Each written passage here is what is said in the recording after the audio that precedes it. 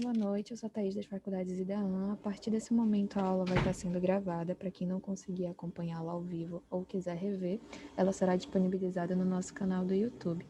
Boa aula a todos. Professora, precisando de qualquer coisa, é só chamar. Ok, obrigada, Thaís. Bom, então vamos lá, né? Vamos começar aqui. Nossa aula número 10, né? A gente já está avançando aí bastante. E com certeza, né? Na verdade, a gente vai fixar o tema que nós começamos na semana passada, que foi sobre o PIB, o Produto Interno Bruto. Então, eu compreendo que o tema realmente é bem denso, é bem pesado, mas é um conteúdo muito importante. O produto interno bruto, ele é a medida mais importante dentro da macroeconomia. Então, essa já é a terceira aula que a gente está falando do ponto de vista da macroeconomia, que é a parte da economia que se interessa em estudar os grandes agregados nacionais, né? Como é que nós mensuramos esses grandes agregados nacionais? E por que que eles são importantes, né? Inclusive, ontem mesmo saiu uma prévia do PIB, né? Aliás, foi um resultado do primeiro trimestre do PIB, e foi um resultado bem interessante. Na aula de hoje a gente vai falar sobre esses resultados que foram aí amplamente divulgados pela mídia, né? E realmente é isso que acontece, né? Quando sai o resultado do PIB, todo mundo vai ali em cima, né? A mídia ela divulga bastante, e as pessoas ficam interessadas em saber, já que é um indicador muito importante sobre o andamento da economia. Então, na aula de hoje, a gente vai continuar sobre esse tema, que é denso, mas é um tema bem importante, o Produto Nacional e a Contabilidade Social. E aí, lembrando, né, o que a gente viu na aula passada, nós vimos principalmente que o PIB, né, nós estudamos na aula passada sobre dois setores, economia de dois setores, setor de empresas e setor de famílias, e hoje a gente vai prolongar esse estudo, né? Nós vamos ver como é que funciona esse cálculo do PIB numa economia completa, que seria uma economia de quatro setores. Então, na aula passada, nós aprendemos que o PIB, principalmente, ele pode ser medido através de três óticas, que é a ótica do produto nacional, a ótica da despesa e a ótica da renda, né? Então, pelas três óticas aí, são três formas de cálculo desse PIB, nós vamos chegar sempre ao mesmo resultado, né? Então, são resultados equivalentes. E aí, na aula passada, a gente falou somente sobre uma economia simples, hipotética, de apenas dois setores, que é o setor de famílias e setor de empresas, né? Então, para a gente iniciar essa aula de hoje, eu estava agora há pouco preparando um vídeo, né? Como eu não queria falar tudo de novo sobre o que eu falei na aula passada, eu preparei um vídeo, né, com uma música assim bem animada, já que hoje é véspera de feriado, né? Então esse vídeo aí foi uma tentativa de resumir todo o assunto que nós vimos na aula passada, tá bom? Para a gente já começar a aula aí com o pé direito, né, sabendo, lembrando aí de tudo que já foi falado na aula passada. Então deixa eu abrir aqui o vídeo para vocês. Esse vídeo ainda não está lá na plataforma, tá? Porque na verdade eu fiz os últimos ajustes agora à tarde, mas depois eu vou colocar lá na plataforma para vocês. Deixa eu só abrir aqui.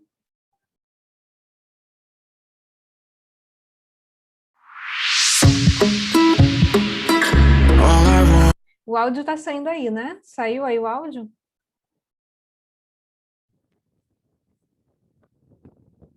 Do vídeo não tá saindo, não. Não? Deixa eu compartilhar aqui de novo, então, a tela. Vamos lá, deixa eu compartilhar aqui mais uma vez. Olha, aqui está selecionado para compartilhar, mas vamos lá, vamos de novo. Vamos lá, do início. Saiu agora? Agora saiu sim. Ah, tá. Então vamos lá, desde o início. All I want is to dance with you now, is to dance with you once again. Da da da da. All I want is to feel you so close, is to be with you till the end. Da da da da. We might be oceans apart, but maybe you can hear it's the sound of my heart. Da da da da. All I want is to dance with you now, to the beat of your love again. It feels like dum dum dum da da da da. Da da da da dum dum dum da da da da da. Da da da da dum dum dum da da da da. Da da da da dum dum dum da da da da. It feels like dum dum dum da da da da. Da da da da dum dum dum da da da da. Da da da da dum dum dum da da da da. Da da da da dum dum dum da da da da. All I want is to dance with you now, is to dance with you once again. Da da da da. All I want is to feel you so close, is to be with you till the end. Da da da da. We might be oceans apart, but maybe you can hear it's the sound of my heart. Da da da da. All I want is to dance with you now, to the beat of your love again. It feels like dum dum dum da da da da. Da da da da dum dum dum da da da da da. Da da da da dum dum dum da da da da. Da da da da dum dum dum da da da da.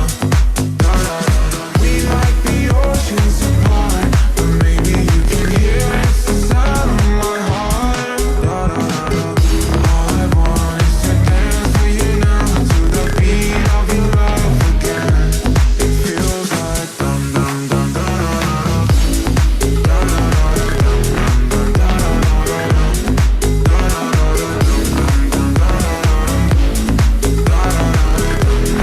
da da da da. It feels like. Ok, pessoal, então eu pensei aí numa forma bem animada, né? Eu adoro memes, de passar aí essa mensagem para vocês de uma forma bem resumida sobre tudo que nós aprendemos na aula passada, né? Então, o cálculo do PIB, ele tem essas particularidades, né? Você tem que, você vai contar apenas os bens e serviços finais, bens de segunda mão que são vendidos na economia não entram no cálculo do PIB, eles são valorizados a preços de mercado, né? Por que preços de mercado? Porque fica mais fácil de somar produções diferentes, né? Imagina a produção de soja, a produção de carros, o serviço de educação, por exemplo, né? Então, como é que eu vou juntar tudo isso num cálculo só? Eu tenho que contar com os preços de mercado, né? E aí, outro detalhe interessante do PIB é que a gente vai somar tudo que é produzido no território nacional, num dado período de tempo. Então, tudo que foi produzido no país, independentemente, né, de o proprietário da empresa ser um estrangeiro, ele vai ser contabilizado no PIB, né, e sempre está ligado a um período de tempo. Geralmente, o resultado é anual e também saem as parciais trimestrais, né? Eu acredito que essas aí são as principais características do PIB.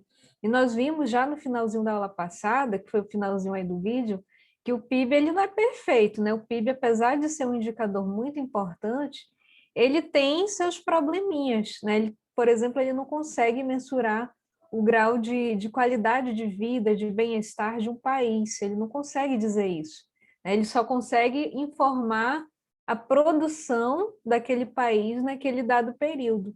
Lembrando que é um fluxo, não é um estoque, né? Então, se um país não produzir nada o ano todo, o PIB dele vai ser zero, né? Isso daí também é importante a gente pensar no PIB dessa forma, né? Ele tem a ver com aquele período, o que foi produzido naquele período, o que circulou na economia de renda, de riqueza naquele período, certo? Então, continuando aqui o nosso raciocínio, né? Hoje a gente conclui esse cálculo do PIB. Temos aqui que o PIB, nós vamos ver na aula de hoje o que vai acontecer nesse cálculo quando entra o governo. Nós sabemos que desde 1929, né, quebra da Bolsa de Nova York, o governo tem apresentado aí sua importância na economia, na condução dos assuntos econômicos. Então, nós vamos observar o que acontece com esse cálculo do PIB, que a gente viu no início na aula passada, quando entra o governo. Aí é uma economia de 3 setores. E depois, né, no final, a gente vai observar o que acontece quando entra o setor externo. E aí seria o caso de uma economia de 4 setores, que é uma economia real, né? É o que acontece na realidade. Nós temos esses 4 setores na economia: as famílias, as empresas, o governo e o setor externo, porque normalmente as economias são abertas, nós exportamos e nós importamos, né? Então, no final, vai entrar aí esse setor externo no cálculo do PIB. Então, vamos lá. Imaginando agora uma economia de 3 setores. Na aula passada, nós só tínhamos empresas e famílias nessa economia, e agora vai entrar o governo. O que tem de diferente quando o governo entra aí no cálculo do PIB? Primeiro, a gente tem que imaginar que o governo, para existir, ele tem que ter uma tributação, uma arrecadação, na verdade. Se não houver essa cobrança de tributos, de impostos, o governo não existe, né? Os recursos que faz aí o governo existir ou promover, né, fornecer um bem ou serviço para a sociedade, vêm da arrecadação de impostos. Então, nós temos que a receita fiscal do governo, né, tudo o que o governo tem de dinheiro, de recursos, na verdade, eles são provenientes dos tributos, né, de todos esses impostos aí que ele cobra de nós, né, de nós cidadãos brasileiros. Então, esses impostos, né, nós temos aqui, principalmente, os chamados impostos indiretos, principalmente o IPI, o ICMS, os impostos diretos, né, aqueles que vão incidir diretamente sobre pessoas físicas ou jurídicas, por exemplo, o imposto de renda. Temos também as contribuições à Previdência Social e outras receitas do governo, né, da onde ele também pode tirar recursos, são as taxas, multas, pedágios, aluguéis, né, caso o governo tenha um imóvel, decida alugar, né, para uma empresa privada, então ele pode receber aí o valor do aluguel. Aqui nós temos várias situações em que o governo arrecada recursos, né, todos eles aqui vêm da sua base tributária. Outro ponto são os gastos, né? Então o governo ele não só arrecada, mas ele também gasta na economia. Inclusive o Keynes, quando deu aquela ideia, né, de que o governo deveria intervir na economia após a crise de 29, a ideia inicial era que o governo iria movimentar a economia, iria aquecer aquela economia, tirar aquela economia da crise através do aumento dos seus gastos.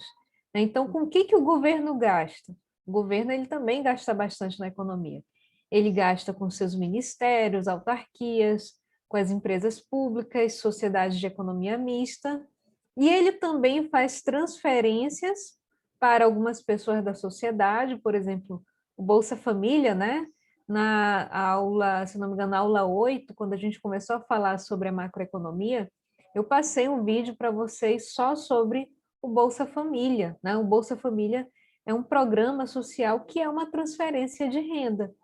É um dinheiro que está com o governo, ele simplesmente transfere para as pessoas. É claro que tem um objetivo, né? Um objetivo social, né? De que aquelas pessoas tenham ali pelo menos aquela renda do Bolsa Família.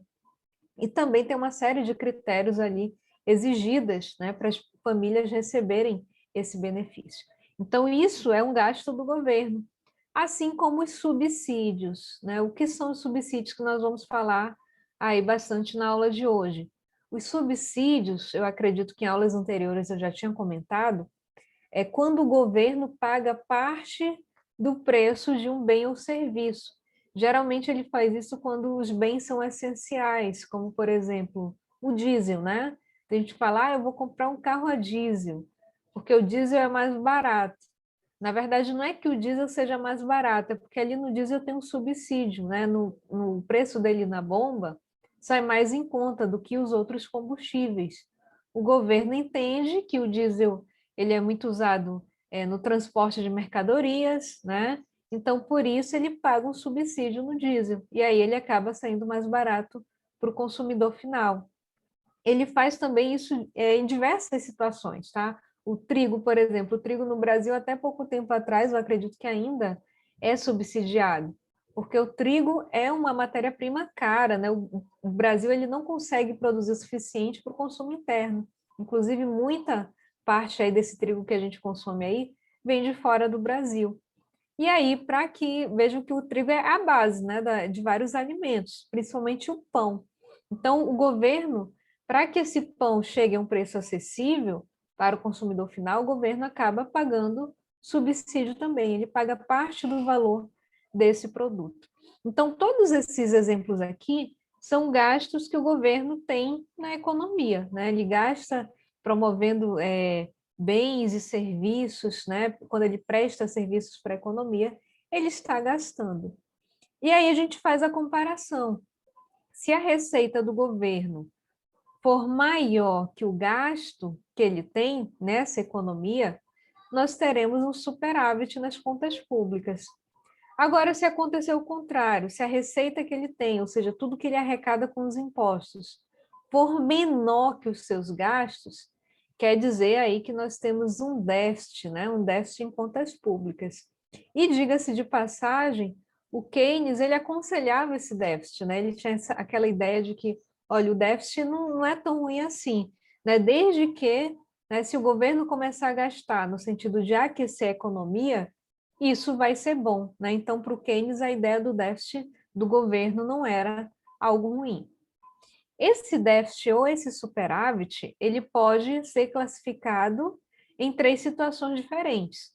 Nós temos o chamado superávit ou déficit primário ou fiscal, o superávit ou déficit total ou nominal e o superávit ou déficit operacional, né? Então, qual é a diferença aí entre os 3? No primário ou fiscal, não são considerados os juros da dívida pública, seja uma dívida interna ou externa, né? Então, aqui a gente não conta esses juros. Já no nominal, a gente conta os juros, só que a gente conta os juros nominais sobre a dívida. E no operacional, os juros também são contados, só que aqui a gente vai contar os juros reais, né? O que são os juros reais? São aqueles que a gente exclui a taxa de inflação e a variação cambial que ocorreu no período, né? Então, são 3 tipos diferentes aí de superávit ou déficit do governo. Bom, o que isso vai afetar, né, na economia quando, né, a gente está falando aqui da presença do governo nessa economia? Primeiro, que vai afetar os preços de mercado. Vejam que tudo que nós compramos no comércio, né, quando a gente sai de casa, vai ali na esquina, compra alguma coisa, tudo ali tem imposto, né? A nossa conta de luz tem imposto, tudo ao nosso redor ali tem uma tributação. Então, o preço de mercado de um produto normalmente está acima do valor remunerado aos fatores de produção utilizados, ou seja, o preço que a gente paga pelos produtos não são apenas o custo de fabricação. Incluído ali estão os tributos, os impostos, né? Então, nós temos esses impostos indiretos cobrados pelo governo, principalmente o ICMS e o IPI, e em algumas situações existe o subsídio, como eu havia explicado, né? O governo acaba pagando aí parte do preço do produto e esse produto ele sai até mais barato do que o custo de produção, né? Dependendo aí do imposto e do subsídio, ok? Então, isso vai mudar algumas coisinhas aí do nosso cálculo do PIB. Vejam que eu tenho, então, 2 conceitos diferentes. Eu tenho o custo de fatores, que é o custo, é o que a empresa paga aos fatores de produção. Então, quando a empresa vai produzir, ela tem que contratar mão de obra, capital, tecnologia, e ela remunera esses fatores, né? Então, quando soma-se esses fatores, nós temos o custo de fatores. Eu somo toda a remuneração desses fatores. Então, o que remunera o salário? Aliás, a mão de obra é o salário. O que remunera o capital? São os juros. A terra, o aluguel, né? Então, a capacidade empresarial, que também é um fator de produção, é a capacidade de combinar esses fatores e produzir um bem ou serviço final. O que remunera essa capacidade empresarial? É o lucro. Então, somando todas essas remunerações dos fatores de produção na economia, nós temos o custo de fatores. Agora, quando eu incluo nesse custo de fatores os impostos que o governo cobra, e eu subtraio o subsídio daquelas situações específicas que o governo paga parte do preço daquele bem. Aí nós temos o chamado preço de mercado, né? Então, a gente vai ver aqui que nós teremos o PIB a custo de fatores e o PIB a preço de mercado quando entra o governo na economia. Então, partindo do produto nacional líquido, a custo de fatores, nós podemos chegar ao produto nacional líquido a preços de mercado. Como é que isso acontece, né? Como é que a gente faz esse cálculo? Bom, o produto nacional líquido, nós vimos na aula passada, é o produto nacional bruto menos a depreciação, né? Então, vamos imaginar que ele é um valor que está a preço de mercado. Como é que a gente faz para chegar a esse preço de mercado? Simplesmente eu pego essa renda nacional líquida a custo de fatores, ou seja, o somatório de todos esses fatores de produção aqui, que nós vimos no slide anterior, salários, juros, aluguéis, lucros, né? Então, é toda essa renda aí somada a custo de fatores, somo os impostos indiretos e subtraio os subsídios. Quando eu faço esse cálculozinho aí, eu chego ao produto nacional líquido a preço de mercado, né? Então, é o preço que realmente esses bens e serviços são cobrados na economia. E da mesma forma, o produto nacional bruto a preços de mercado vai ser igual à renda nacional bruta a custo de fatores, mais os impostos indiretos, menos o subsídio, né? Então, o mesmo cálculo aqui que eu faço com o líquido, né, a mesma coisa se repete com o bruto, né? Eu só faço somar o custo de fatores mais os impostos indiretos, menos os subsídios, e eu tenho esse conceito aí a preço de mercado. Então, agora, com o governo e colocando aí toda essa tributação em cima desses produtos que são comercializados, nós temos o conceito da renda pessoal disponível, né? O que é isso?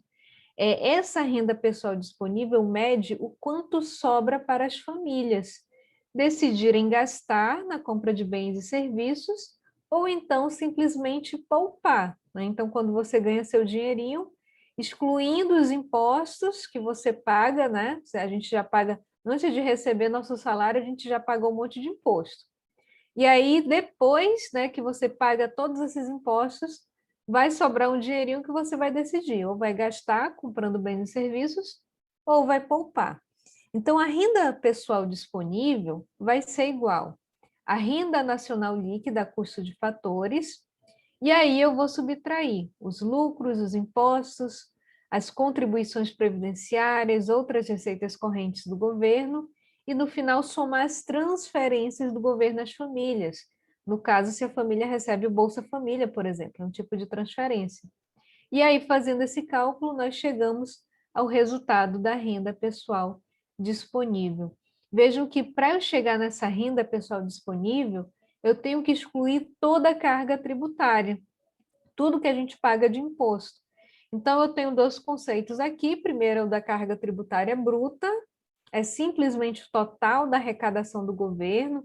Então, eu somo todos os impostos, né, e outras fontes aí de arrecadação do governo, imposto indireto, imposto direto e outras receitas. E a carga tributária líquida, que é o quê? É quando eu subtraio dessa carga tributária bruta os subsídios e as transferências ao setor privado, né? Então, aqui embaixo tem a formulazinha, carga tributária líquida, igual à carga tributária bruta, menos transferências e subsídios do governo ao setor privado. Ok? Então, essas foram as alterações aí que apareceram quando o governo entrou nessa economia. E agora nós vamos ver a última situação. Agora, vamos imaginar uma economia completa, que é quando entra o setor externo, né? Então, o que vai acontecer nessa economia? Nós vimos aí que quando o governo entra a tributação, né? Entra a tributação e os gastos do governo. E agora, quando o setor externo entra, o que vai acontecer? Lembrando, por que entra o setor externo? Porque nós exportamos e importamos, ou seja, o setor externo também faz parte aqui das nossas contas. Então, olha só, primeiramente, o que é exportação? As exportações representam as compras pelos estrangeiros de mercadorias produzidas pelas empresas que pertencem ao nosso país.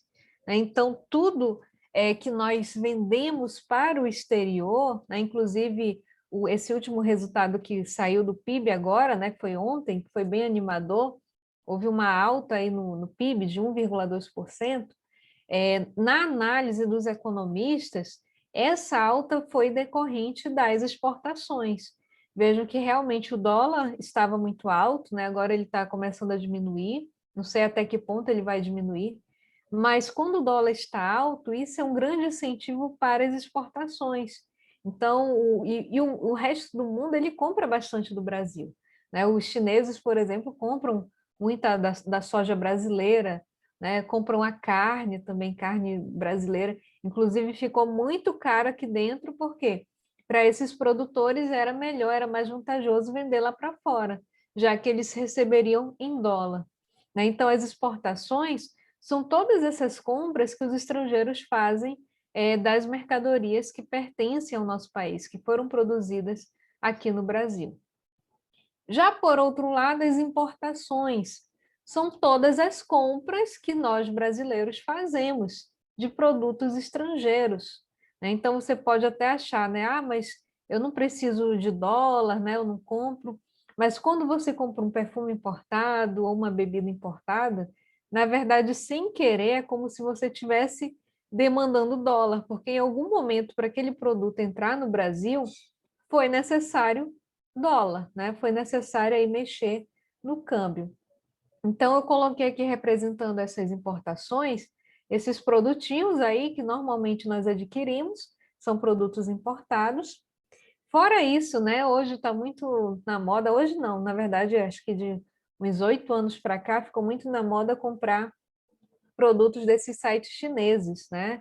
Então, toda vez que você faz esse tipo de compra, né, independentemente do site, mas se for aqueles produtos que vêm da China, aquilo ali é uma importação, né? Então, mexe na balança comercial brasileira.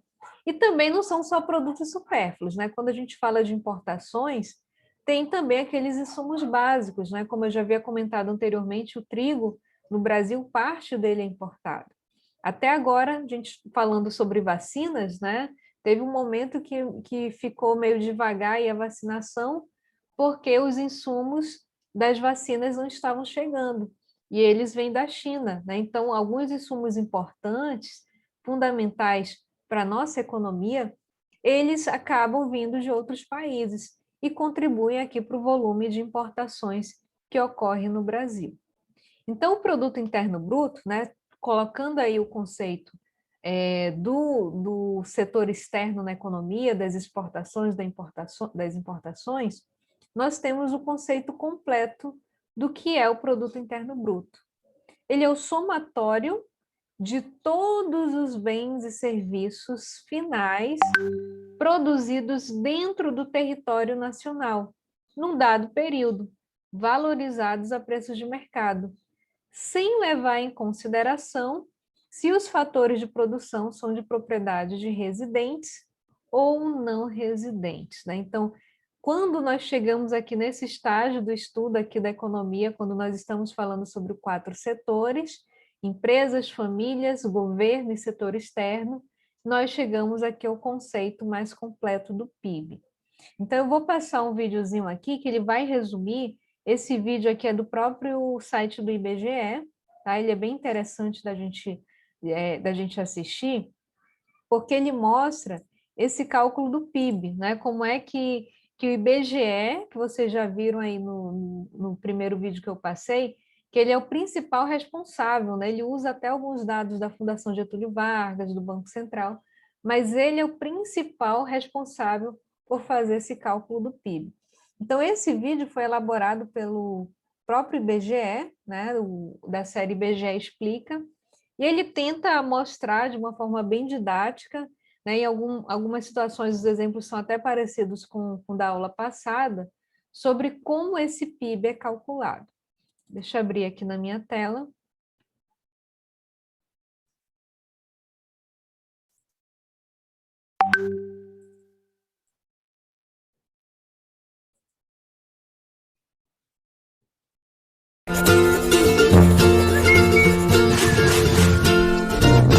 Saiu o áudio aí, Thaís?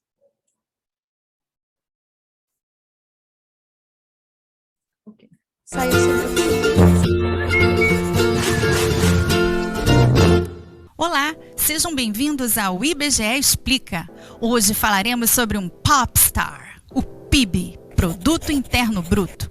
Todo mundo já ouviu falar do PIB e rola maior frisson quando ele aparece. Muitos o consideram como o principal termômetro de uma economia. Mas por que tanta histeria? Para começar nossa conversa, vamos definir o que é o PIB. Ele é a soma de todos os bens e serviços finais produzidos por um país, geralmente em um ano. Todos os países do mundo calculam seu PIB nas suas respectivas moedas. O PIB do Brasil em 2015, por exemplo, foi de 5,9 trilhões em valores correntes. Para você entender melhor, vamos imaginar um país chamado Pãolândia, que não possui relações com o exterior e produz apenas trigo, farinha de trigo e pão. Nele foram produzidos o equivalente a R$100 de trigo.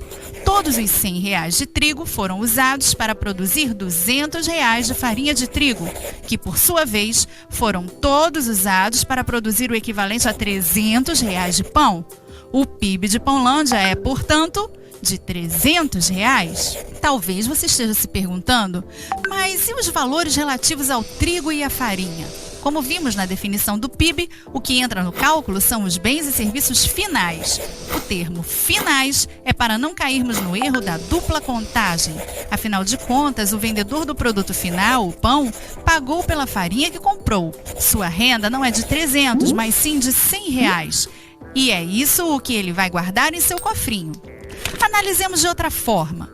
Vamos supor que um cliente compre todo o pão do padeiro por R$300. Desses 300, o padeiro gastou 200 na compra da farinha de trigo. O produtor de farinha, por sua vez, pagou R$100 ao produtor de trigo. Se supormos que para a produção do trigo não há insumos, os R$100 se tornam a renda do próprio produtor. Somando a renda dos três elos, temos 100 mais 100 mais 100, que é igual aos 300, o mesmo valor equivalente ao da venda total do pão. Os bens e serviços finais que compõem o PIB são medidos ao preço em que chegam ao consumidor. Dessa forma, levam em consideração também os impostos sobre os produtos comercializados.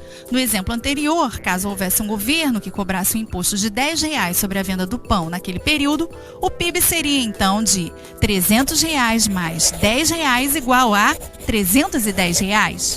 Bom, tendo tudo isso em vista, podemos dizer que o PIB é o total da riqueza existente no país, certo?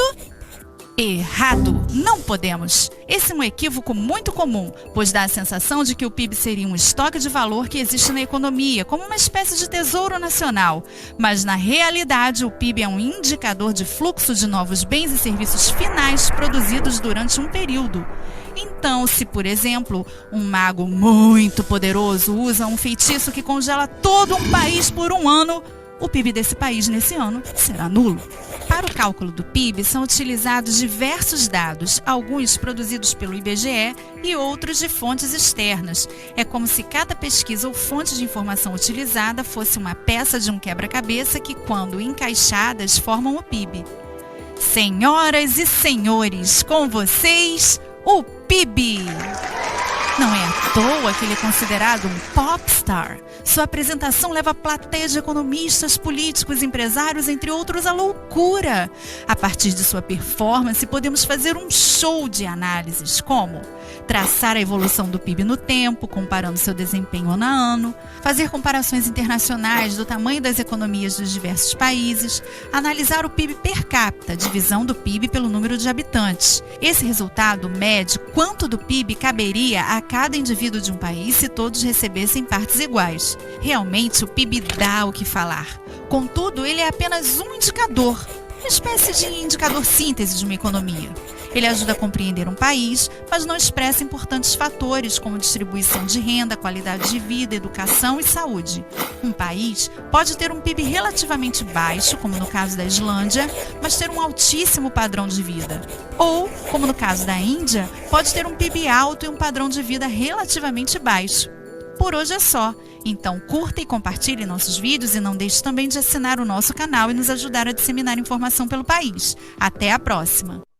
Ok, então vocês viram aí no vídeo, ela tentou resumir, né, como é que faz aí esse cálculo do PIB e no final, né, como sempre, né, a gente, apesar de apresentar o PIB como um importante conceito aqui da macroeconomia, mas a gente reconhece que ele não é uma medida perfeita, né? Ele é importante sim, mas ele tem aí alguns probleminhas.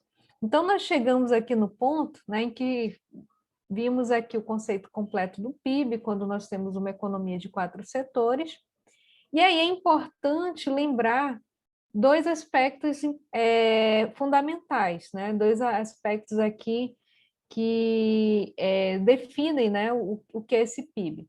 Primeiro, que para produzir o PIB, nós utilizamos fatores de produção que pertencem a não residentes, né? Então, isso pode acontecer. É o caso das multinacionais que se instalam, por exemplo, aqui em Manaus. A gente sabe que o nosso polo industrial de Manaus tem várias multinacionais, empresas cujo os donos são do Japão, são da Coreia do Sul, da Finlândia, né, da Alemanha, enfim, são várias nacionalidades aí diferentes. Quando eu era estudante de economia, meus professores sempre diziam, né, olha, o capital não tem pátria, né? Isso é uma frase clássica aí da economia. Quer dizer que essas grandes empresas, elas vão se instalar onde há um incentivo para elas. Normalmente, elas vão procurar se instalar onde o custo de produção é menor, onde os salários são menores e onde há um incentivo fiscal, como é o caso aqui do nosso polo industrial de Manaus. Então, elas estão aqui não são à toa, elas estão aqui porque elas encontraram uma vantagem em produzir aqui no polo industrial de Manaus. Mas se chegar um momento em que não existe mais esses incentivos, né? Ou de repente houver uma mudança na lei trabalhista e ficar pesado demais para esses empresários, não ficar mais tão atraente, eles podem a qualquer momento se mudar daqui, né? Vão para o México, né? Vão lá para qualquer outro país em que eles encontrem aí um incentivo melhor para a produção. Então, a gente tem que prestar atenção nesses detalhes, que nem tudo que é produzido aqui no território nacional, de fato, pertencem a brasileiros. E, por outro lado, pode acontecer o contrário também. É claro que em menos escala, né? Mas pode acontecer de brasileiros que tenham produção lá fora, que tenham fábricas, né? E que tenham dinheiro, né? Consigam fazer dinheiro lá fora, seja Estados Unidos, Portugal, né? Qualquer país fora do Brasil. E esses brasileiros, quando declaram imposto de renda, esse lucro volta para o Brasil, né? Faz parte aqui da nossa renda nacional. Então, por conta desses dois detalhes aí importantes, na hora que a gente fala do PIB, nós temos um novo conceito chamado de Produto Nacional Bruto, né? O que é o Produto Nacional Bruto? Seria aquilo que de fato fica no Brasil. É quando eu vou excluir esse lucro que não fica aqui, né? Que das multinacionais que produziram aqui, contou para o PIB, porém eu sei que o lucro não fica aqui. Então, quando eu começo a excluir esse lucro, eu terei o Produto Nacional Bruto. E da mesma forma que eu excluo esse lucro que não é daqui, eu também vou adicionar o lucro que, porventura, algum brasileiro tenha lá fora, né? Então, é brasileiro, produziu lá fora, o lucro retornou para o Brasil. Então, a gente vai fazer o seguinte, somar, né, somando o PIB, a renda recebida do exterior, ou seja, aqueles brasileiros que produzem lá fora e a renda volta para cá para o Brasil, e subtraindo a renda enviada ao exterior. Essas multinacionais que produzem aqui, mas o lucro não fica aqui, vai para o país de origem. Aí nós teremos esse conceito do Produto Nacional Bruto. Então, pela formulazinha, Produto Nacional Bruto vai ser igual ao PIB mais a renda recebida do exterior, menos a renda enviada do exterior. E nós chamamos, né, esse cálculozinho aí, essa diferença, renda recebida do exterior e renda enviada ao exterior, de renda líquida do exterior, né? Ou seja, resumindo aí a fórmula, o Produto Nacional Bruto é igual ao PIB mais a renda líquida do exterior. No Brasil, quando nós calculamos os dois conceitos, o PIB vai dar maior do que o Produto Nacional Bruto, do que o PNB. Né? Por que isso acontece? Porque aqui nós temos muitas multinacionais, empresas que produzem aqui, né? Então o cálculo de tudo que é produzido aqui é maior do que o cálculo da renda que de fato fica aqui no Brasil. Isso não acontece só no Brasil, tá? Em vários países que tenha um grande território, né? Como o México, por exemplo, né? Então tem um grande território, dá para produzir bastante. Isso vai acontecer, né? Países em que a mão de obra é mais barata, em que há um incentivo fiscal, como acontece aqui no Brasil, né? Algumas regiões específicas, a gente vai perceber que isso também vai acontecer. O PIB será maior que o Produto Nacional Bruto.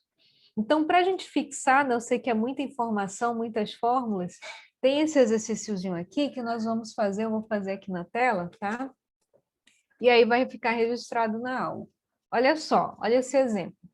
Suponhamos que sejam dados em bilhões de reais. Primeiro, ele nos informa a renda interna bruta a custo de fatores. Só lembrando, o que é custo de fatores? É praticamente o custo de produção, tá? Eu estou pagando aí todos os fatores necessários para produzir, né, aquele determinado montante ali de produtos. Então, a renda interna bruta custo de fatores é 500. Os impostos diretos, 50. Impostos indiretos, 60. Subsídios do governo às empresas privadas, 5. Transferências do governo às famílias, 8. Renda enviada ao exterior, 3. Renda recebida do exterior, 1. E a depreciação dos ativos fixos, 25. Então, essas são as informações do exercício, e aí ele pede para calcular. Letra A, o produto interno bruto a preços de mercado. B, o produto nacional bruto a preços de mercado.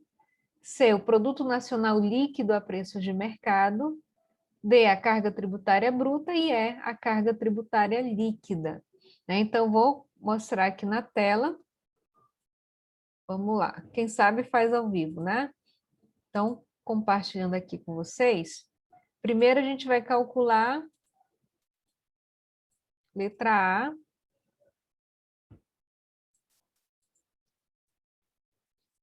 O produto interno bruto a preços de mercado. Como é que eu faço isso? A formulazinha vai ser a seguinte. Olha só, além de ser professora de economia, eu também dou aula de matemática e estatística, tá? Então, cálculo pode ser comigo mesmo. Vamos lá. Produto nacional bruto.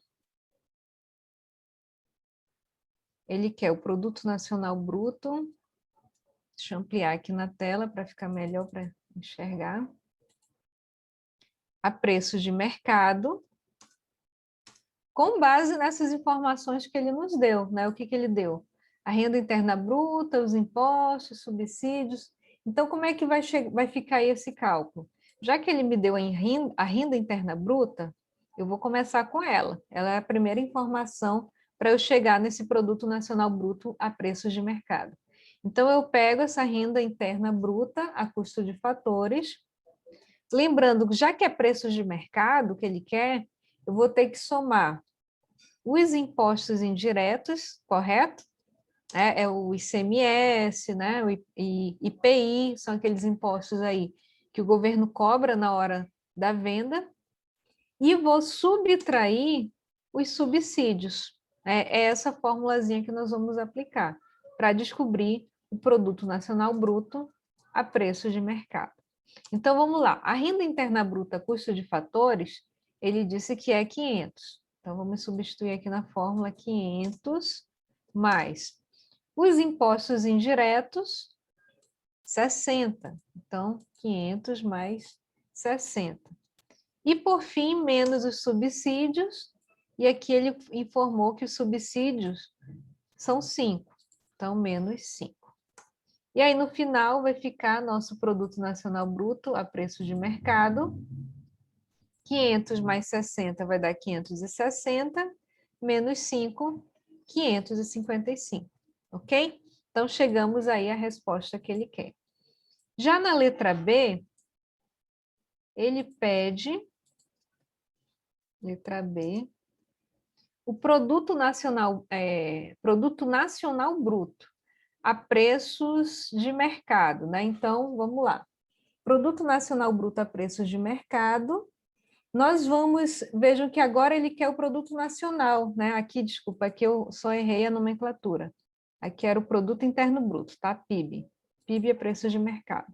O produto nacional, ele vai ser pedido aqui embaixo. Vamos lá. Produto nacional bruto a preços de mercado vai ser esse resultado que eu acabei de descobrir, né? O PIB a preços de mercado, ele já vai me ajudar aqui no novo cálculo. PIB a preços de mercado, ok? E aí, vejo que agora é o nacional. O primeiro era só PIB a preço de mercado, agora ele quer o produto nacional bruto. Quando a gente fala de nacional, aí eu tenho que levar em consideração aquela renda recebida do exterior e a renda enviada do exterior. Então, a fórmula vai ser essa daqui, o produto interno bruto a preços de mercado, mais a renda líquida do exterior. Lembrando, o que é a renda líquida do exterior? Vamos lá, vou fazer aqui do lado. A renda líquida do exterior é a diferença entre a renda recebida do exterior menos a renda enviada ao exterior. E aqui no início ele disse o seguinte, que essa renda recebida do exterior é 1 e a renda enviada é 3, né? Então, substituindo aqui na fórmula, essa renda líquida do exterior vai ficar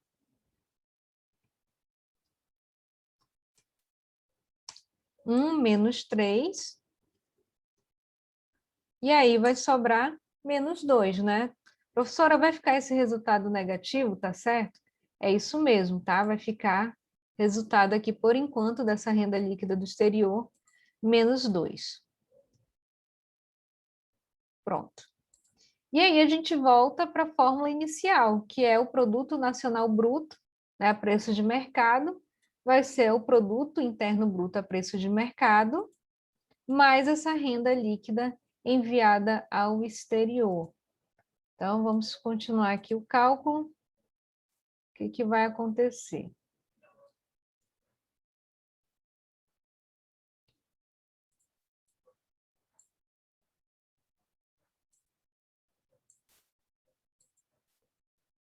Substituindo, eu vou ter produto nacional bruto a preço de mercado, igual PIB a preço de mercado, eu calculei na letra A, né? Deu 555. Então, vamos lá, vai ficar 555 mais o resultado dessa renda líquida enviada ao exterior, que deu menos 2. Então, mais aqui, coloco menos 2. Na verdade, aqui eu vou fazer o jogo de sinal, né? Então, é 555 menos 2. E aí, no resultado final, 553 é o nosso resultado aqui do Produto Nacional Bruto a preços de mercado, certo? E aí, na letra C, ele quer o Produto Nacional Líquido a preços de mercado. Vocês já estão com medo de cair isso na prova, né? Normalmente eu não cobro cálculo não, tá? A gente só está fazendo aqui para fixar bem o conteúdo. Então, olha só, Produto Nacional Líquido a preço de mercado. Quando a gente fala líquido, é porque eu tenho que extrair a depreciação. E nós temos essa informação da depreciação aqui, foi falado aqui no início, né? Depreciação igual a 25. Então, nós vamos pegar, vamos lá, ele quer o Produto Nacional Líquido.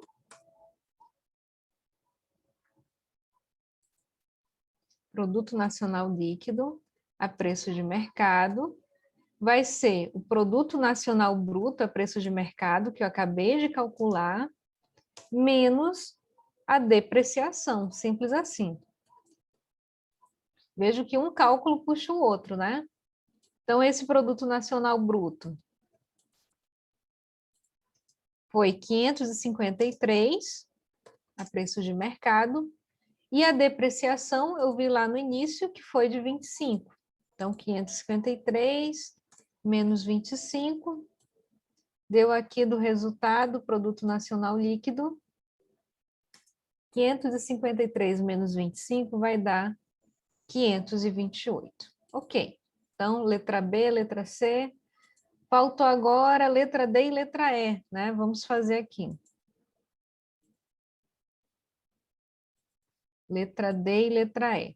Na letra D e letra E, na letra D, vamos primeiro letra D aqui, ele pede a carga tributária bruta, na letra E, a carga tributária líquida. Como é que a gente calcula isso? Vamos lá. Nós até vimos, né, agora há pouco, essa fórmulazinha aí. Quando entrou o governo, nós aprendemos aí o conceito da carga tributária bruta e a carga tributária líquida. Então, carga tributária bruta é o somatório de tudo que o governo arrecada, com os impostos, né, outras receitas, imposto indireto e outras receitas. E a líquida é quando eu pego esse resultado da carga tributária bruta e subtraio as transferências e os subsídios que o governo concede. Então, olha só como vai ficar. Vamos lá. Primeiro, a carga tributária bruta.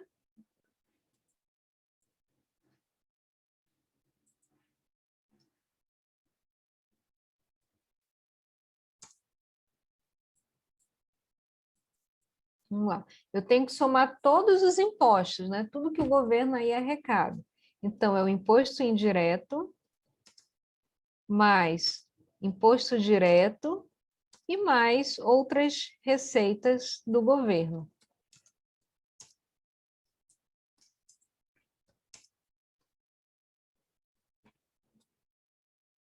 Pronto. E aí, substituindo, vamos ver o que tem de informação aqui no exercício. Primeiro, impostos indiretos, ele disse aqui que são 60. Imposto direto, 50. Outras receitas do governo não tem, então vou considerar zero.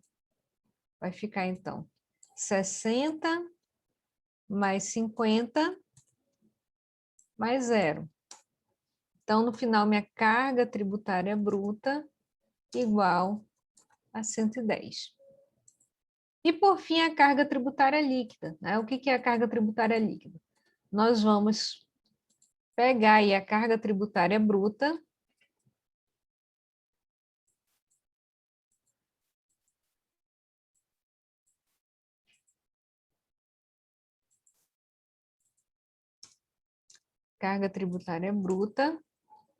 e subtrair as transferências mais os subsídios. São aqueles gastos que o governo tem com a sociedade, né? Então, fica carga tributária líquida, carga tributária bruta tinha dado 110, menos as transferências, quanto foi que deu aqui? Olha, transferências, as famílias, 8. E os subsídios, 5. Então, eu vou ter que somar aqui 8 mais 5. 8 mais 5. 8 mais 5 vai dar 13, né? Então, fica 110 menos 13.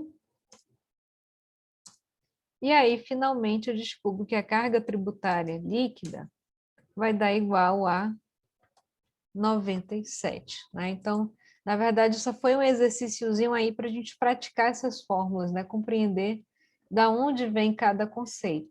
Então, revisando aqui, né? Caso eu tenha ido rápido demais, o primeiro nós calculamos o produto interno bruto, deixa eu ampliar aqui na tela, produto interno bruto a preços de mercado. Era isso que ele queria.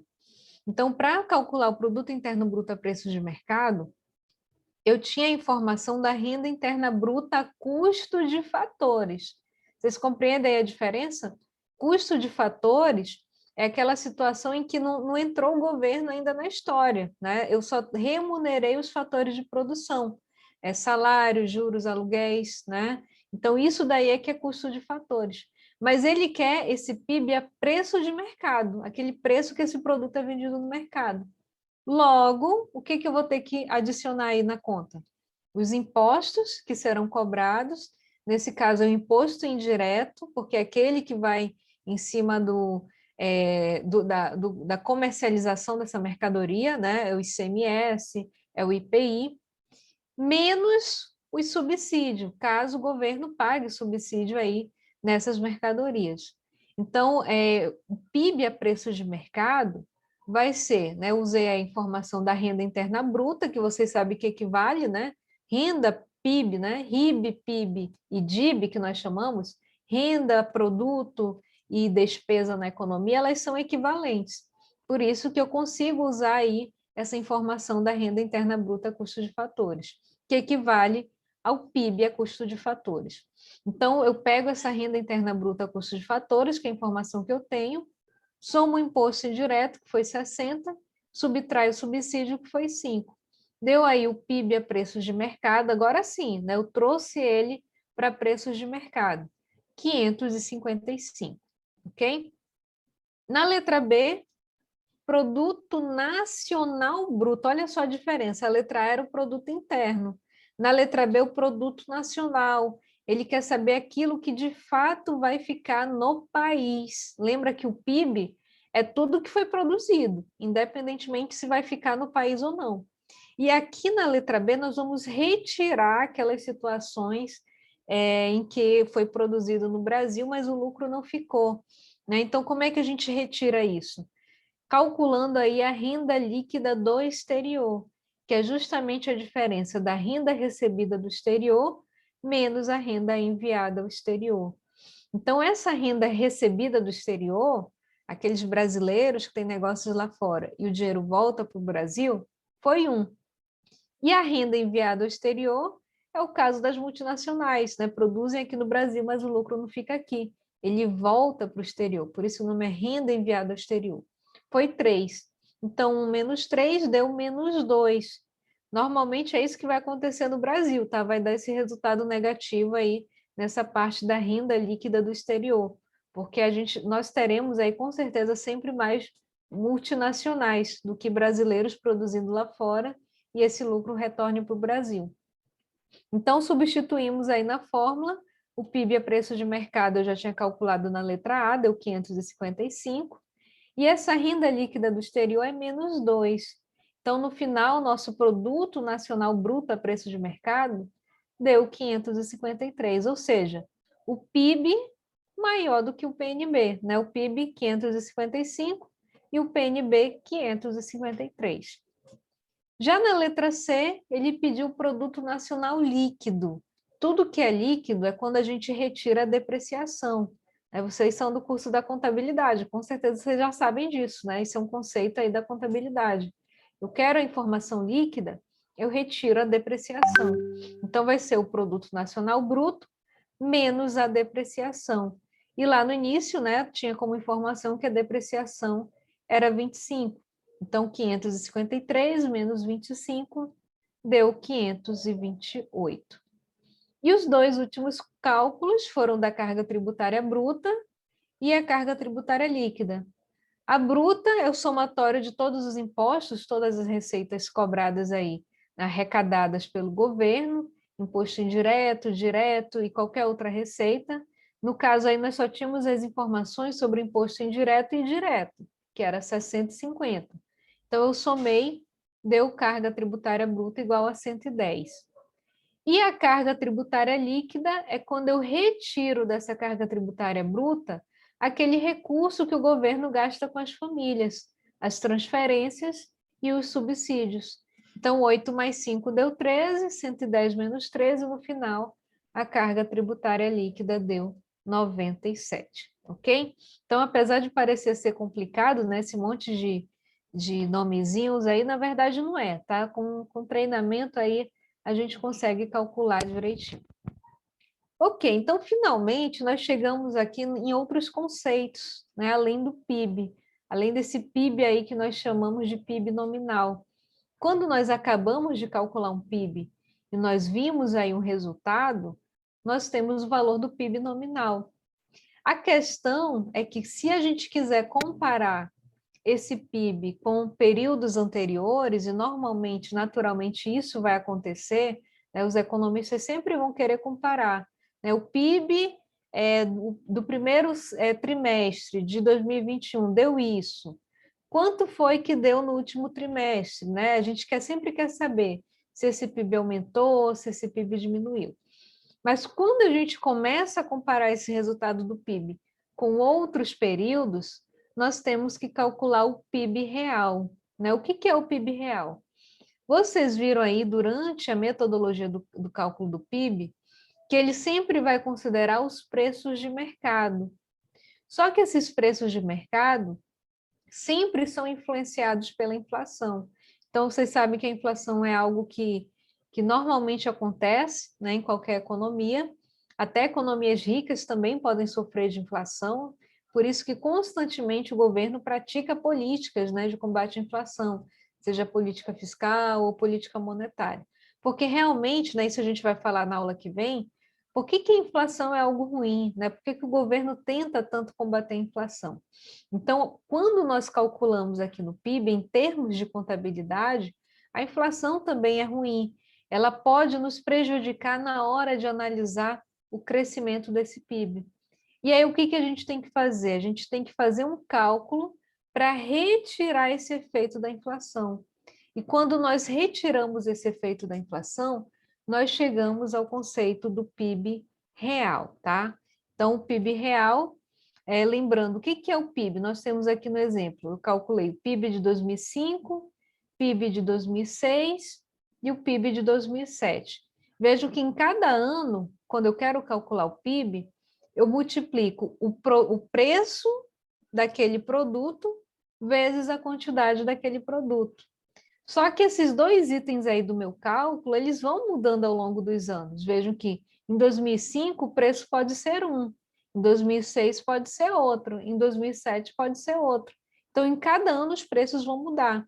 As quantidades também vão mudar, né? Essa quantidade produzida pode aumentar ou pode diminuir. Quando comparamos os valores do PIB nominal ou monetário entre os 3 anos, não sabemos diferenciar qual a parcela, né, do aumento. Geralmente a gente vai identificar o aumento, só que a gente não consegue, se a gente só usar o conceito do PIB nominal, a gente não consegue dizer o que realmente aumentou. Se foi só a quantidade, isso é que é o interessante, né, que haja aumento na quantidade produzida, ou se simplesmente o aumento ocorreu em decorrência desse aumento do preço, ou seja, da inflação. E aí, para a gente fazer essa análise mais completa, né, saber o que realmente aumentou em termos de produção, tirando o efeito da inflação, nós precisamos calcular o PIB real, tá? Então, para eu transformar uma série de PIB nominal em PIB real, eu preciso dividir por um índice de preços. No Brasil, normalmente, o IPCA ele é usado, o IPCA é calculado pelo IBGE, e é ele quem mede oficialmente a inflação no país.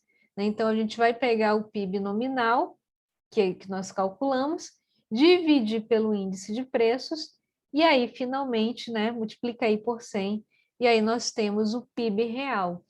A partir do PIB real, sim, é que nós podemos fazer comparações reais de como ocorreu aí, né, se aumentou ou se diminuiu esse PIB, ok? Então, são agora 20 horas, né? Deixa eu olhar aqui no meu computador. Vamos fazer o intervalo, Rebeca? 20 horas, é 20 horas e 1 minuto. Então, daqui a 10 minutos nós retornamos, tá bom?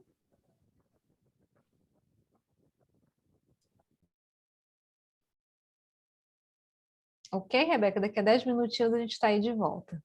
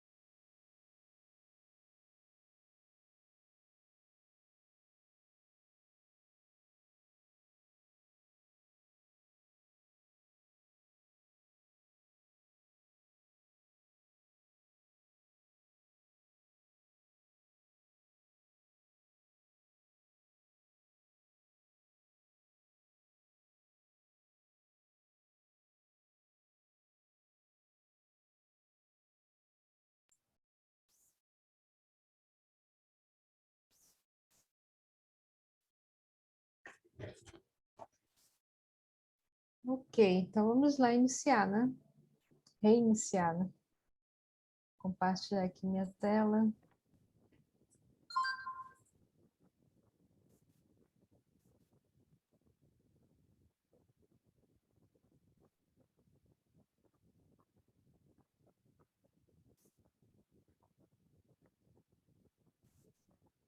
Pronto. Então, nós estávamos falando aqui sobre o conceito do PIB real, e o PIB real, na verdade, é quando a gente só retira o efeito da inflação. E a gente só consegue, de fato, fazer uma análise desse desempenho do PIB quando nós calculamos o PIB real, né? Retiramos aí o efeito da inflação. Outro conceito aí de PIB muito importante é o chamado PIB em dólares. Como vocês já devem ter observado, o PIB ele é feito para fazer comparações, né? A metodologia ela é universal, é a ONU que determina essa metodologia. Então, quando nós queremos fazer comparações em períodos diferentes, nós temos que calcular o PIB real. E quando nós queremos fazer comparações internacionais, nós calculamos o PIB em dólares. Tá? Esse daqui também é um conceito bem interessante. Para comparações internacionais, utilizamos o PIB em dólares, mas não os dólares correntes, né? Não é aquele dólar que a gente olha no jornal, a taxa de câmbio, não, tá? Por quê? Aquele dólar ali, ele muda, né? Ele muda todo dia um preço diferente, né? Então, não seria interessante calcular esse PIB, aquele valor ali do câmbio. Por isso, né, a própria ONU ela já determinou que para comparações internacionais, nós usamos o conceito de paridade do poder de compra, que toma como valor de referência os preços dos produtos dos Estados Unidos. Então, a referência é o preço dos Estados Unidos, né? Não é bem o dólar, é o preço que é cobrado lá nos Estados Unidos. Então, o que a gente faz aqui para calcular esse PIB em dólares? Nós pegamos, né, por exemplo, o PIB do Brasil em dólar. Vai ser o somatório dos preços cobrados nos Estados Unidos vezes as quantidades de produtos produzidas no Brasil. Já no México, por exemplo, né, eu quero calcular o PIB em dólares do México. Da mesma forma, eu vou usar o preço dos Estados Unidos vezes a quantidade produzida no México. Então, quando eu calculo aí esse PIB em dólares, eu consigo fazer essas comparações internacionais.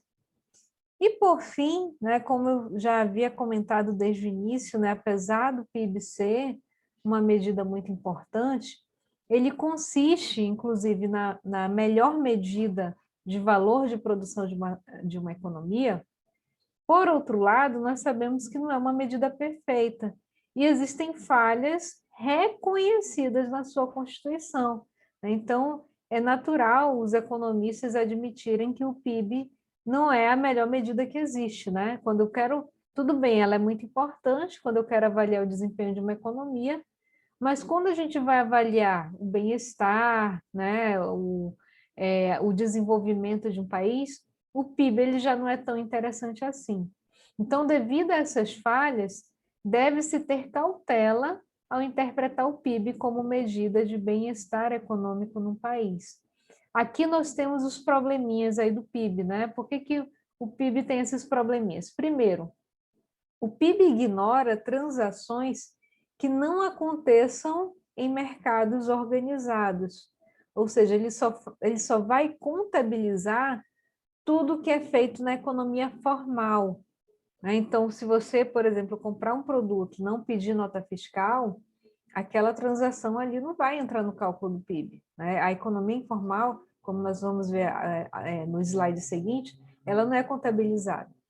E aqui, né, quando a gente fala de mercados organizados, a gente está falando que, inclusive, o PIB ele exclui, né, alguns trabalhos que existem, que são realizados na economia e que são importantíssimos, né? Inclusive, complementando aqui essa questão, esse problema aí do PIB, eu deixei para vocês lá no material do conteúdo digital um texto de apoio que ele é muito interessante, né? Falando que o PIB ele não conta com o trabalho das mulheres, né? Então, vou só abrir aqui para vocês o tema desse texto, é interessante que vocês leiam mais tarde. Coloquei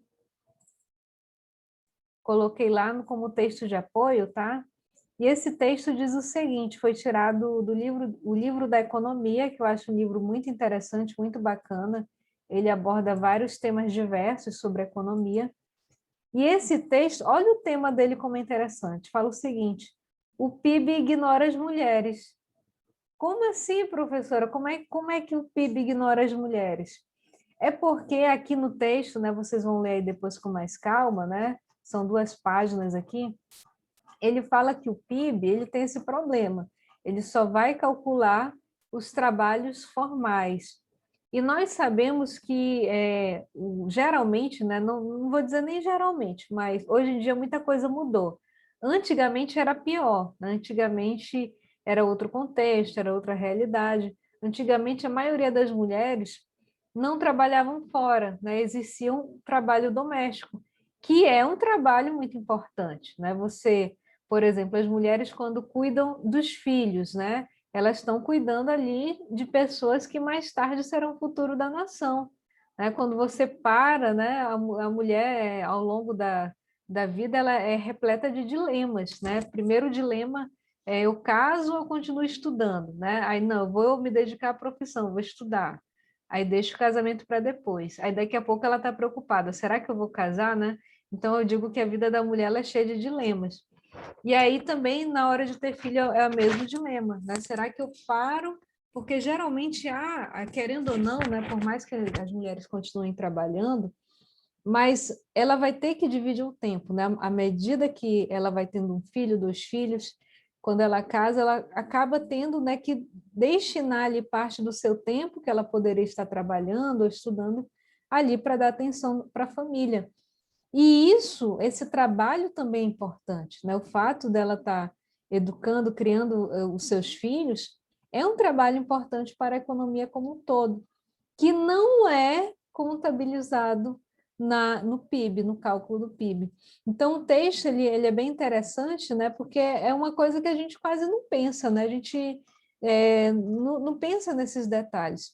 E o texto fala sobre isso, né? Que o PIB, a forma como ele é calculado, ele acaba ignorando as mulheres, né? É claro que hoje em dia isso é menos frequente, já que as mulheres estão cada vez mais participativas aí no mercado de trabalho formal, né? Então, isso foi levantado aí por uma economista, né, no texto que vai falar, foi uma das primeiras deputadas da Nova Zelândia, e ela apontou, né, esse problema, dentre vários outros problemas que o PIB tem, e eu achei interessante que ela reparou, né, isso, que o PIB ele ignora aí o trabalho feminino. O segundo aspecto, como eu já havia até comentado, é que o PIB ignora a economia informal. Esse é o segundo problema do PIB. Então, se aquela negociação, aquela atividade econômica não foi declarada às autoridades oficiais, não entrará no cálculo do PIB. Então, às vezes a gente observa atividades ilícitas, né? Eu coloquei aqui para ilustrar jogos, né? Que no Brasil é proibido, né? Jogos tipo cassino. A gente sabe que em algumas cidades no mundo é permitido, né? Eu não sei se aqui no Brasil tem alguma cidade que seja permitido. Eu acredito que não. Mas, por exemplo, uma cidade muito famosa no mundo é Las Vegas, né? Então, ali o próprio governo, né, ali daquele local, ele determinou que naquela cidade teria isenção, né, teria incentivo, aliás, para os jogos, seria permitido, e que aquilo, inclusive, movimenta a economia daquele lugar, né? Então, é interessante.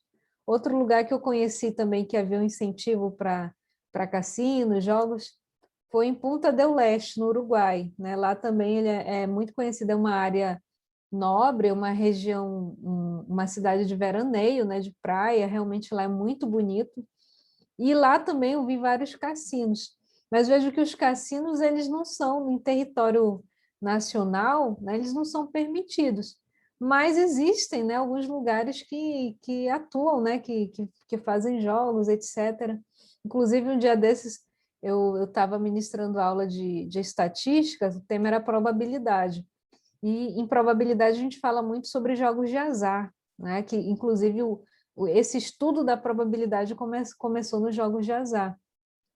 E aí eu me lembrei, né, de um caso até da minha família, né, que uma pessoa que eu conheço que já é idoso, né, geralmente é idoso que tem esse hábito, descobriu um site que jogava cartas apostando dinheiro. Meu pai do céu, né? Eu fiquei pensando, né?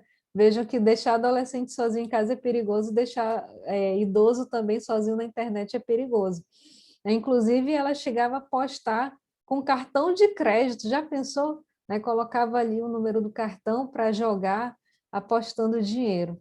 Então, esse tipo de atividade, né, embora exista, mas é uma atividade ilícita, que não vai, né, não vai somar aqui para o PIB do Brasil. Né? Então, o PIB ele ignora essas atividades aí informais que não são registradas.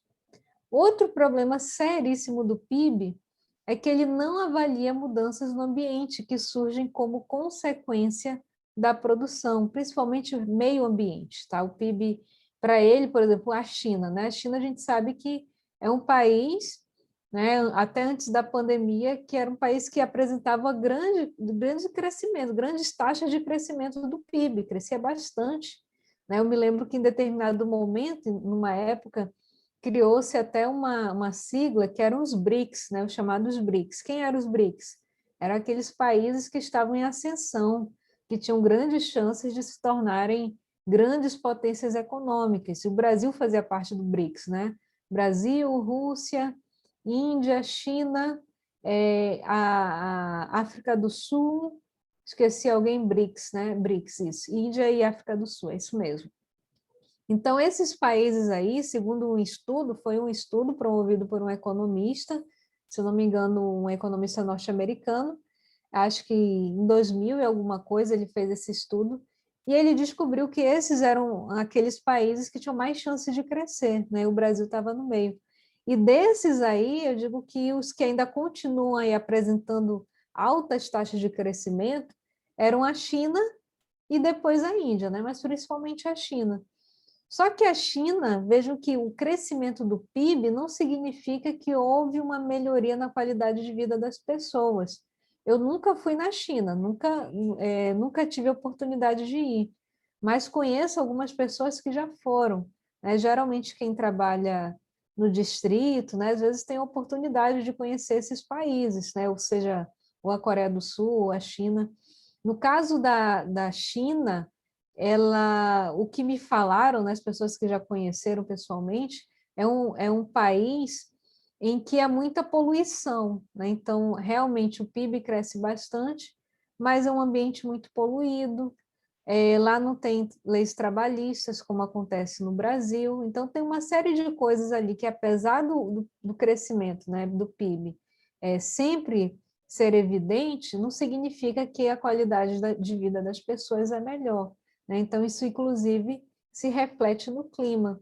Né? Às vezes, até, por exemplo, engarrafamento. Engarrafamento é um problema. Uma cidade como Manaus, né? Manaus já foi, se eu não me engano, o sexto maior PIB, Manaus não, Amazonas, desculpa, já foi o sexto maior PIB do Brasil. Agora, se eu não me engano, está em oitavo. E qual é a consequência negativa disso? Olha, se eu tenho muita atividade econômica no estado, principalmente na capital, que é o que acontece, né? Tudo se concentra aqui em Manaus, naturalmente nós teremos aí alguns efeitos colaterais, né? Que lá em microeconomia eu falei para vocês que eram externalidades. Então, quais são as externalidades de se ter um grande volume de atividade econômica? Além da poluição, é o engarrafamento. Engarrafamento é um grande problema, né, das grandes cidades. Então, isso não é mensurado no PIB. Quando eu tenho uma cidade como Manaus, que sofre bastante com trânsito precário, isso acaba influenciando no bem-estar das pessoas. E o PIB não consegue captar esse tipo de situação. E, por fim, o PIB também não considera as desigualdades na distribuição de renda entre os vários setores da sociedade. Nós vamos falar bastante sobre isso na semana que vem. A gente vai falar sobre inflação e a gente vai começar a falar sobre crescimento e desenvolvimento econômico, quais são as diferenças entre os dois. Então, vejo, quando nós chegamos a um patamar de país desenvolvido, é um patamar em que eu não tenho mais tantas desigualdades na renda. O Brasil é um país que sofre bastante com essas desigualdades.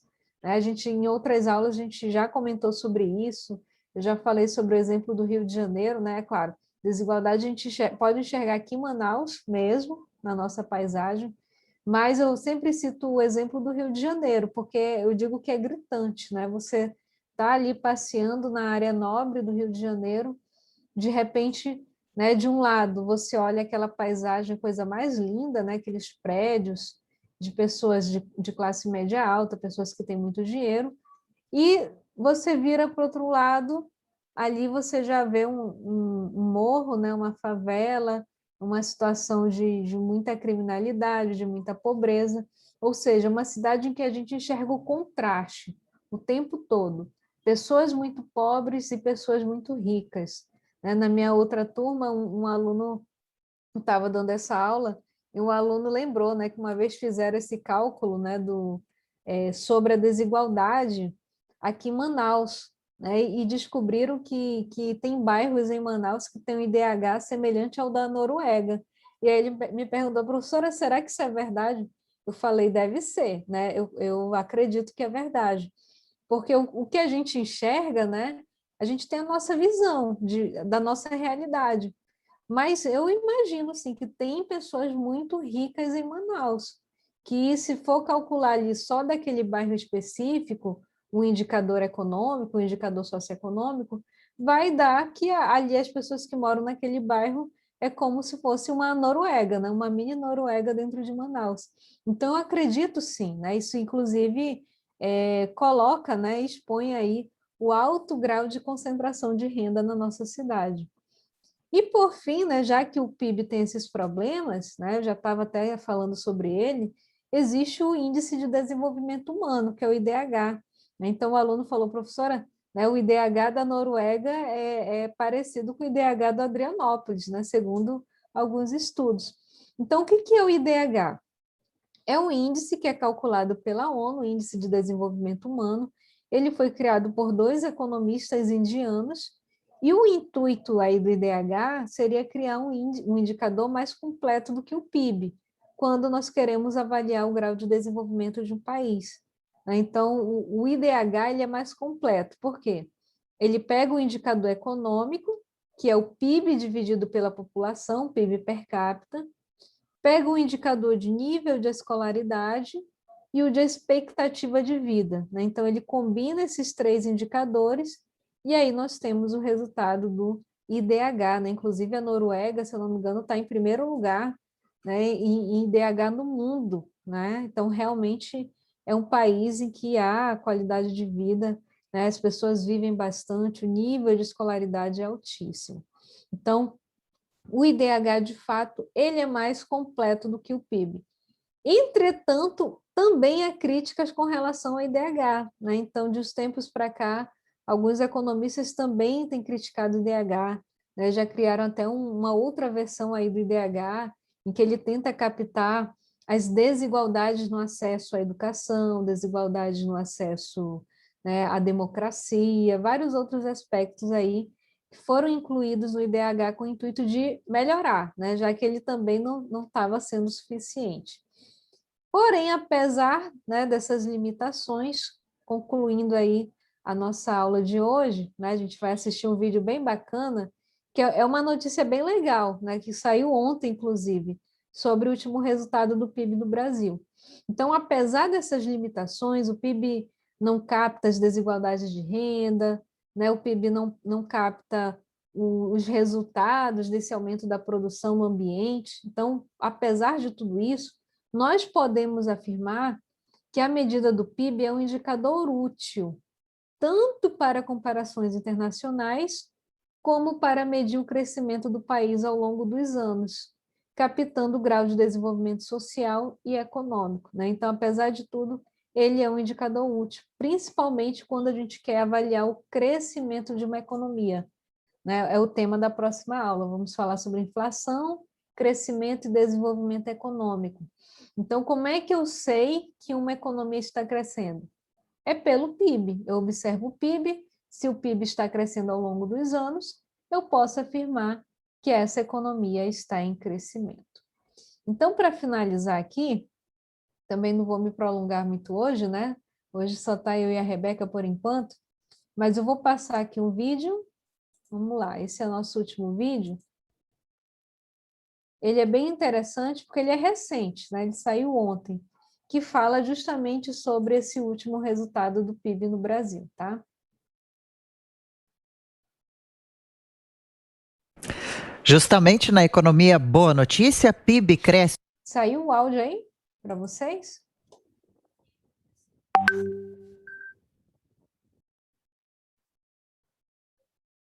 Chegou a sair, não? Sim. Sim, né? Tá, então vamos voltar lá para o início. Justamente na economia boa notícia, PIB cresce 1,2% no primeiro trimestre e volta ao patamar pré-pandemia. Denise Campos de Toledo. A expansão de 1,2% do PIB no primeiro trimestre superou as expectativas, demonstrando que a economia resistiu bem à segunda onda da pandemia, o que reforça as projeções mais otimistas para o fechamento do ano. Na composição, além da resiliência dos vários setores, chamou a atenção o peso das exportações, especialmente para a agropecuária e a indústria extrativa, como ressalta Samuel Pessoa, pesquisador da Julius Baer Family Office e do FGV IBRE, que relaciona os bons resultados às condições externas. Muita demanda por soja, muita demanda por milho, e isso acaba ajudando muito o agronegócio, a agropecuária brasileira. As pessoas compraram um carro para usar menos o transporte público, as pessoas compraram novos computadores, TV tela plana, as pessoas reequiparam as suas cozinhas, porque ficou todo mundo em casa cozinhando. Isso gerou uma enorme demanda por bens de consumo duráveis. Sérgio Vale, economista-chefe da MB e Associados, também destaca os resultados obtidos com as commodities, que reforçam a atividade e os resultados da balança comercial. A balança comercial vai ser de quase 80 bilhões de dólares e as exportações também vão ter crescimento significativo no PIB por conta disso. Não vai ter um efeito líquido tão forte, porque as importações também estão em recuperação, com o crescimento da economia melhorando esse ano. Então, o resultado líquido dentro do PIB não vai ser assim tão favorável. O aumento dos investimentos foi outro dado que chamou a atenção.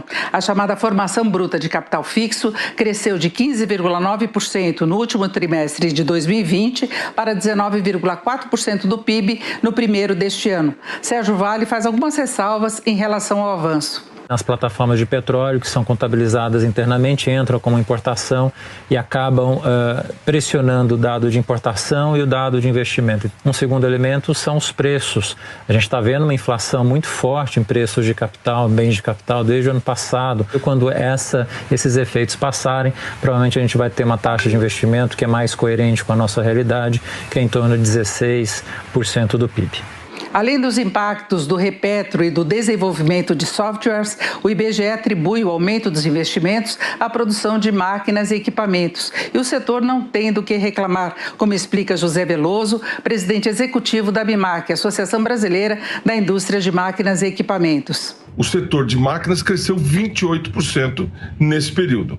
Na produção física, peso das máquinas, crescemos 22%. Podemos dizer também que o nosso setor, ele também está contratando. Este ano, em relação a um ano atrás, nós aumentamos 16% da nossa massa salarial, empregos diretos com carteira assinada. Com o consumo das famílias em queda de 0,1% no primeiro trimestre, o aumento de 11,6% das importações no balanço do PIB também foi relacionado à expansão dos investimentos das empresas, se preparando para uma retomada mais firme da atividade. Ok, né? Então vocês viram aí que a notícia é boa, até porque, né, concluindo aí esse raciocínio do PIB, a tendência é que, como esse resultado inicial, né, já foi houve um aumento, né, apesar de um aumento pequeno, né, 1,2%, mas diante do cenário que nós estamos vivendo, esse contexto de pandemia, é um grande avanço, né? E sempre no início do ano, porque o PIB ele tem um movimento sazonal que nós chamamos. Então, saem as parciais trimestrais e a gente sempre observa que nos primeiros resultados do ano a tendência é sempre ser menor. Então, se agora já deu um aumento de 1,2%, quer dizer que há uma grande expectativa de, no final do ano, esse resultado der ainda maior, né? Então, isso é muito bom, quer dizer que, apesar dos pesares, né, a gente sabe que a gente está atravessando um momento difícil, foram muitas mortes, né? E a gente ter esse resultado positivo é bom, né? Pelo menos do ponto de vista econômico. É claro que as vidas não voltam mais, né? Isso daí é uma grande verdade. Mas o fato de saber que as pessoas estão retomando, né? É claro que, combinado aí com a análise do PIB, é interessante fazer outras análises, como está o desemprego no país, né? Porque o interessante é que aquelas pessoas que, porventura, perderam o emprego por conta da pandemia, que elas possam, aos poucos, ir retornando para o mercado de trabalho. Então, se aumenta a produção no país, quer dizer que essas pessoas estão aí, aos poucos, retornando, né? Voltando aí aos seus empregos, e a renda, o dinheiro, mais uma vez, ele volta a circular na economia, né? Isso que nós esperamos aí, essa breve recuperação, né? Claro que nem sempre é tão rápido como a gente imagina. Se a gente for parar para analisar a história, a própria crise de 1929, que marcou a história mundial, não foi rápida que houve assim a recuperação, né? Na verdade, apenas em 1933 começou o New Deal, foi uma série de políticas implementadas pelo governo, no sentido de tirar aquela economia da crise. Então, só em 1933 começou o New Deal, e o reflexo do New Deal aconteceu depois, né? Lá em 1936, mais ou menos, é que começou a ter o reflexo, os resultados dessas políticas que foram empreendidas pelo governo. Conclusão, praticamente foi toda a década de 30 uma década de depressão. Aquilo que os Estados Unidos perderam, assim, praticamente um dia, né, da noite para o dia, quando houve a quebra da Bolsa de Nova York, eles demoraram anos para poder recuperar, né? Então, as coisas não são tão simples assim como a gente espera, né? É claro que a pandemia mudou muita coisa, mudou o nosso cotidiano, mudou a nossa rotina. Eu tenho certeza, inclusive, que algumas mudanças serão para sempre, né? Por exemplo, ainda ontem eu estava dando aula para outra turma e os alunos já estavam preocupados. Professora, quando a gente retornar, como é que a gente vai fazer agora que as aulas não ficam gravadas? Olha a preocupação, né? A disciplina era estatística. Falei, gente, mas antes da pandemia não funcionava normal, a gente não dava aula, vocês iam para a aula, não tinha gravação nenhuma. E todo mundo se virava, né? Vocês davam o jeito de vocês estudavam e passavam na prova. E aí eles ficaram, não, professora, mas agora, principalmente em aula de estatística, aula que tem cálculo, né, a gente precisa rever tal para a gente estudar. E quando a gente precisar faltar, como é que vai ser? Bom, se faltar, faltou, né? Mas aí, ao mesmo tempo, eu percebi que agora, né, que os alunos aí estão, eu me lembro que no início, nas aulas remotas, muitos reclamaram, né? A reclamação foi lá em cima, não tem internet, é muito ruim, né? Ficar em casa, não sei o quê. Agora a briga é para voltar, eu percebo. Poucos, né, ainda tem aí esse entusiasmo de eu quero estar presencialmente lá na faculdade, eu quero conversar com as pessoas. Então, mesmo esses que querem voltar, né, para ver as pessoas, para ver o professor pessoalmente, ainda assim eles ficam com aquele receio, né? Poxa, mas no dia que eu não puder sair de casa, eu vou perder a aula. Perdeu, né? Eu não fui presencialmente, perdeu. Então, a gente percebeu que, apesar dos pesares, né, foi difícil aí a adaptação às aulas remotas, mas hoje em dia a gente está no estado em que os alunos, muitos já até se acostumaram, né, e já vivem ali em função, tem alunos que arranjaram emprego, né, estudam à noite e arranjaram emprego à noite. Ah, professora, eu só vou assistir sua aula gravada. Tudo bem, né? Aí a gente combina ali, eu lanço presença para ele, e são coisas que passaram a ser permitidas com as aulas remotas. Antes não existia essa possibilidade, né? Se o aluno faltava, não podia estar naquele horário da aula, não tinha o recurso de assistir a gravação. E agora, né? Como é que vai ser a nossa vida? Eu achei interessante o comentário do economista falando, né, que durante a pandemia, agora, nesse momento, as famílias começaram a gastar mais.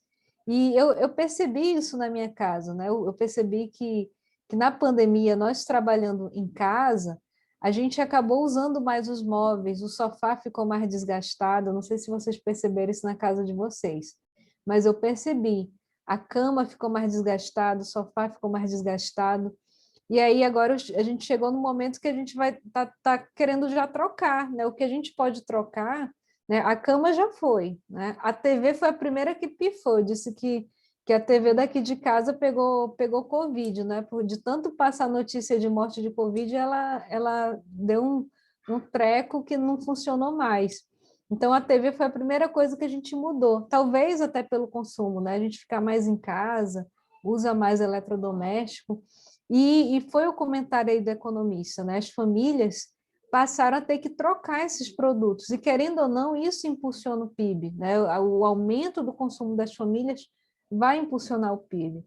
A própria política do auxílio emergencial também foi uma forma de impulsionar esse PIB, né? O governo dando dinheiro, dando auxílio. Vocês viram que ano passado foi muito liberado, né? Primeiro foram lá as parcelas de R$ 600, e aí, quando foi esse ano, já não tinha mais tanto dinheiro assim para dar. E esse auxílio foi reduzido, né? Realmente foi filtrado aí as famílias que realmente precisavam receber, e muita gente que tinha recebido ano passado e que não precisava, né? Inclusive, eu tenho uma amiga do meu outro emprego que ela é contadora, né? E ela estava me relatando, inclusive essa semana, que segunda-feira foi o último dia de declaração do imposto de renda. E ela estava falando, Haline, eu peguei um caso, né? Ela é contadora. Peguei um caso de uma família que eles têm muito dinheiro, né? Então, eles me passaram os documentos para eu fazer a declaração de imposto de renda deles, né? São pessoas que têm bens, que têm imóveis aqui em Manaus. E aí eu fiz a declaração normal. Quando eu enviei a declaração lá para a Receita, veio o comunicado dizendo que eles teriam que devolver o dinheiro do auxílio emergencial. E ela falando para mim, eu tomei um susto, porque eu nunca queria imaginar que aquela família iria solicitar o auxílio, né? Então, muitas pessoas, infelizmente, né, para mim isso é usar até de má fé, né? Se tem um recurso que o governo está disponibilizando, que o objetivo é alcançar aquelas famílias que realmente estão necessitadas, e se você não precisa e solicita esse dinheiro, você teve que devolver, né? Você tem que devolver. E isso foi detectado, olha só como o governo não é ingênuo, não é bobo, né?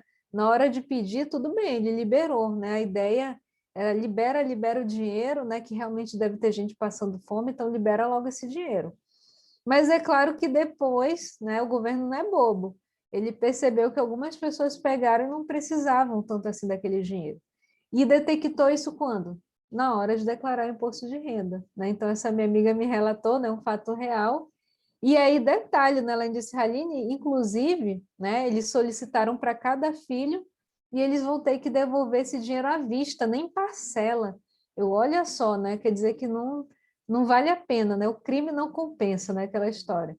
Então, o governo realmente ele fez várias ações que agora a gente está sentindo aí o reflexo desse crescimento no PIB, embora tenha sido pequeno, 1,2%, mas eu acredito que já é um grande avanço, né? Se agora que a gente está no meio do ano houve esse crescimento, então a tendência é que daqui para o final do ano os próximos resultados sejam melhores, né? Porque isso naturalmente acontece todos os anos. Sempre, né, lá para o final do ano a tendência é melhorar aí o desempenho do PIB.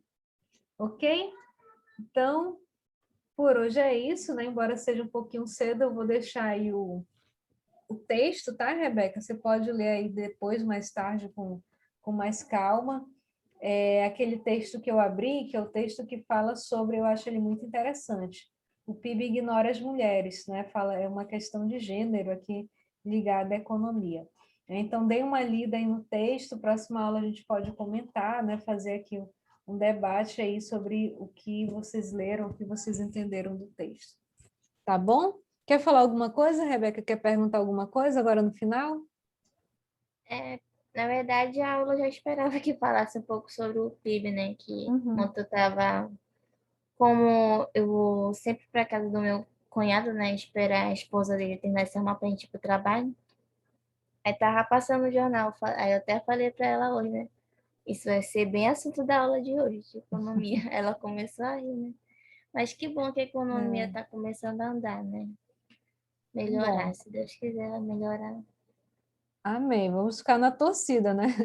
Para É, realmente as coisas, né? Inclusive, Rebeca, na análise daí desse PIB, quer dizer que ele voltou aos patamares anteriores à pandemia, como ele estava em 2019. Então, realmente, para mim, é um resultado positivo, né? A gente já conseguiu aí sair daquele contexto de pandemia e voltar como nós estávamos em 2019, e isso é uma boa notícia. Ok? verdade. Ok, Rebeca. Então, obrigada aí por acompanhar, né? Mesmo que sozinha, mas aí vitoriosa, né? Guerreira. Então, bom feriado, né? Inclusive, amanhã é feriado. Sexta-feira eu acho que deve ser aula normal no IDAAN, né? Eu acho que eles não vão enforcar. Mas depois você pode perguntar Também. lá no grupo, né? É isso. Tá bom? Então, até semana que vem aí no nosso novo tema, ok? Para a senhora Bom também, bom feriado. feriado e boa noite. Obrigada, boa noite.